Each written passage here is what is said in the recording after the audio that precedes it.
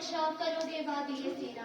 निगाहे इश्क व मस्ती में वही अव्वल वही आखिर, निगाहे इश्क व मस्ती में वही अव्वल वही आखिर, वही कुरान वही फुरकान वही यासीन वही तोहा।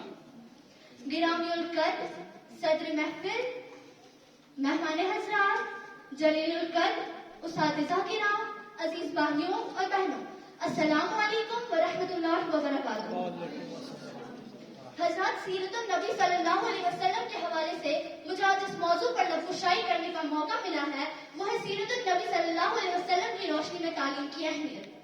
हज़रात, इल्म हासिल करना हर मजहब में जायज़ है। इस्लाम में तालीम हासिल करना फर्ज करार दिया गया है। हज़रत, अगर हम सीरतुन नबी सल्लल्लाहु अलैहि वसल्लम का मुताला गौर से करें तो ये बात बिल्कुल वाज़िह हो जाती है कि नबी सल्लल्लाहु अलैहि वसल्लम की सीरत में तालीम को जिंदगी का सबसे कीमती जेवर करार दिया गया है।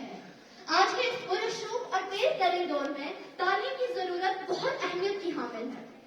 हज़रात, इस्लाम में तालीम हासिल करना फर्ज करार दिया गया है और इस पर बेइंतहा जोर भी दिया गया है, क्योंकि तालीम ही ज़हनसाज़ी करती है, तालीम ही अच्छे और बुरे में फर्क पैदा करना सिखाती है, तालीम ही हमें हिकमत साज बनाती है, तालीम ही हमें दूर अंदेशी का हुनर सिखाती है।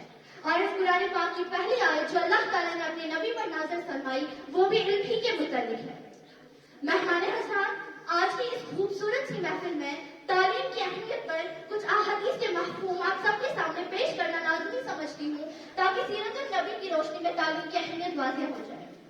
हज़रत, इल्म की तलब करना हर मुसलमान पर फर्ज है और बेशक इल्म की तलब करने वाले हर शख्स के लिए हर चीज इस्तिग़फ़ार करती है, हत्ता कि मछलियां समंदर में भी उसके लिए इस्तिग़फ़ार करती है। जिसने इल्म की तलाश की तो वो अल्लाह के रास्ते में है और यहाँ तक कि वो वापस लौटे, और जिसने इल्म की तलाश की तो वो तलाश उसके गुज़िश्ता गुनाहों के लिए कफ़ारा भी होगी। जो ऐसा रास्ता चलेगा जिसके लिए वो इल्म की तलब करे तो अल्लाह ताला उसके लिए आसान फरमा देता है हर वो रास्ता जो जन्नत की तरफ जाता है। जिसने किसी से इल्म सीखा तो उसके लिए उसका अजर और सवाब बहुत है, और जिसने सीखकर इस पर अमल किया उसके लिए भी अजर और सवाब कम नहीं। इल्म मेरी और मुझसे पहले अंबिया अलैहिस्सलाम की मिरास है। आलिम ज़मीन पर अल्लाह ताला का अमीन है।